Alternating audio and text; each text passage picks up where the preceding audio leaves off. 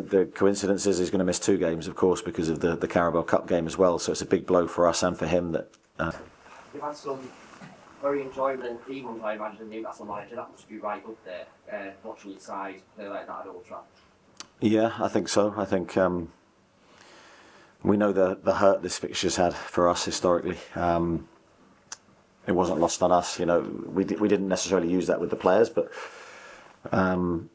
psychologically that was a big step forward for us today. I think we need to win games like this to achieve what we want on a regular basis. So sometimes you need to do it to believe you can do it, and I thought we managed the game really well. I thought we played really well in the first half, so I was delighted with the team. And you talk about that first half there. I mean, that felt like Newcastle kind of right back to their best, swarming all over them, creating lots of chances. Is that felt like as good as you've been all season? Yeah, I think for probably half an hour of that first half, yeah, I'd agree. Every game's different, and the challenge is always difficult, even at 2-0. You need the third goal. We didn't get it. We had chances to grab it. That second half's on a knife edge. If they score, the game can change quickly. So I thought we showed good maturity. I thought we didn't play to the heights that we did in the first half, but we were still effective and saw the game out well. And you, how pleased are you with the way? I mean, you pick a lot of individuals out of that, but your kind of star players, your big name players, Isaac, Bruno, Tonali, and the way they've played in this last month. They've all taken their individual levels up, and clearly that's collectively helped the team. Yeah, no, I'd agree with that, and I think we knew that the early season our form was patchy. We weren't at the levels that we know individually and collectively that we needed to be.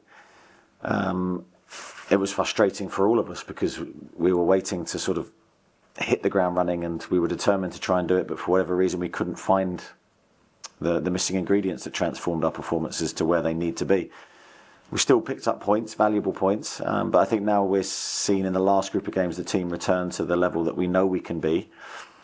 And now the challenge is to try and stay there, which is, of course, very difficult to do. And those players that you mentioned have performed really well lately. I think they all perform well today. And they're so important to us because they can really make the difference. Okay, well, right at the back and then to Jordan. Eddie, you've obviously got a very dynamic, powerful midfield trio there. When you saw United playing Newcastle and Everton, obviously being great players historically, but maybe not quite the legs that they've got in the past. Do you feel that was an area of pitch you could really dominate and hurt them tonight? I think from our perspective, we of course we looked and analysed Manchester United. I think you have to. Tactically, they give you a problem. Those 2 players that you mentioned are very, very good technically. So I think the big thing for us was to try and minimise their effect on the game in that sense. Try and make it difficult for them to build their rhythm in the game and find the passes that we know could have hurt our back line.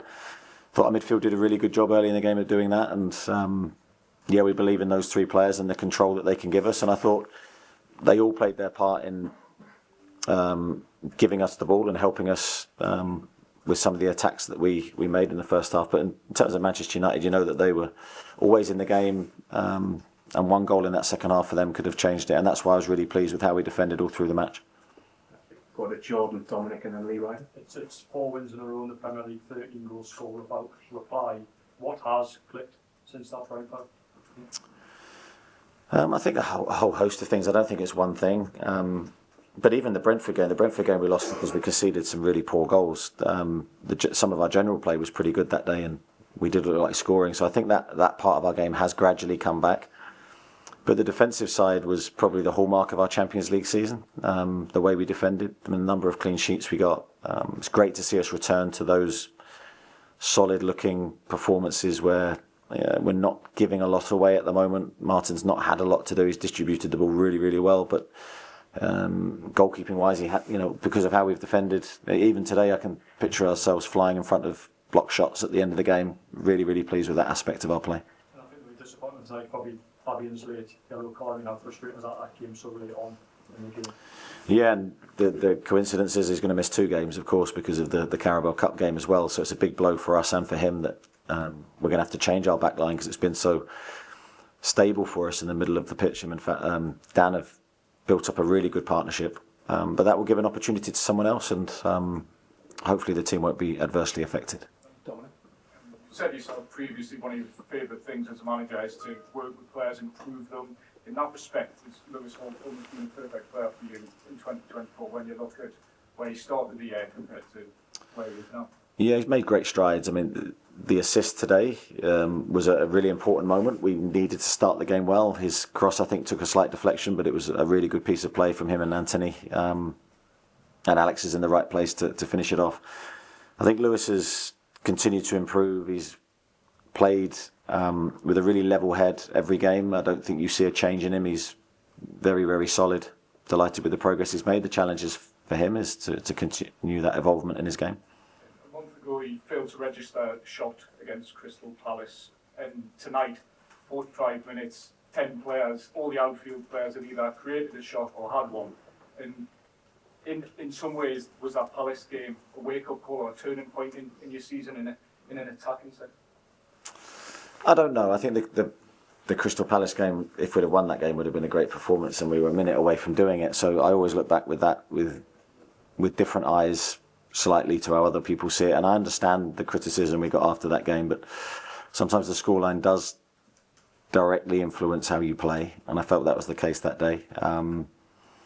But I do think we've seen a big, steep upward curve since that game. I think we're looking like we're playing with a lot more freedom, a lot more expression, and that's great to see.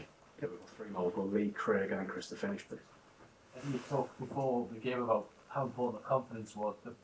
The good thing about the first goal seemed to be that there was an expectancy from your own players that you were going to have a good start, and you were determined to get off to a flyer. Yeah, I think we always had that intention. We had that intention early season, but for whatever reason, we got in a nasty habit of conceding the first goal. And when you go away from home, that makes your life twice as hard as, of course, the other way round, which we've done in recent weeks, where we've been the team, the aggressor, the team that scored the first goal, and it just lifts everybody. So really pleased with the start of the match. The first half an hour, as I say, was very, very good. We couldn't maintain that really. In the manner that we had played early in the match, but I thought Manchester United made it difficult for us. Obviously, it could have been more from the chances created. Is that the next sort of step for the team now, to come away and read the confidence and win? Of course, that's what we want, but it's easier said than done. I think the next stage for us is to keep very, very focused on the next step and the next game. Tough run of games for us. We now go to Tottenham. That won't be easy, and of course then Arsenal's on the horizon in the Carabao Cup. So exciting games for us, really great challenges. But we've started that period of away games in a great fashion. Just one on. Obviously, you mentioned that Fabian Schar is going to be missing now. How close is Sven Botman now? Yeah, he's getting there. He's had a period of training which we knew he needed. He's had a little bit of illness in the last few days. Hopefully he'll get over that pretty quickly. And yeah, we have, I think, depth in the squad that can cover any absentee, and hopefully that's the case with Fabi. Thanks, Nick. Craig? Just quickly, continuation of that. Does Sven have any chance of filling that void with Fabian being out for 2 games? Yeah, Sven will be in and around, my thinking for sure, as will a few other players. Emil Kraft won't make it back in time for the next game, but apart from that, we should have everyone available.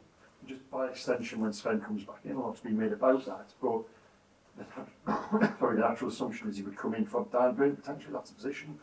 How can you leave Dan Burn out on the back of nights like tonight in the season as a whole? He was imperious again.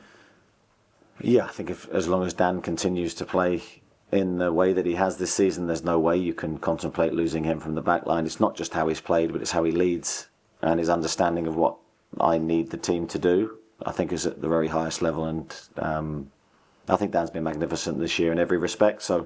But he needs to keep his level, and I think he knows that. He's got, and not just Sven Botman, but Lloyd Kelly and other defenders that are waiting for their opportunities. And that's the beauty of the squad at the moment. I think when you look at the bench, we have players waiting to play and to show their qualities.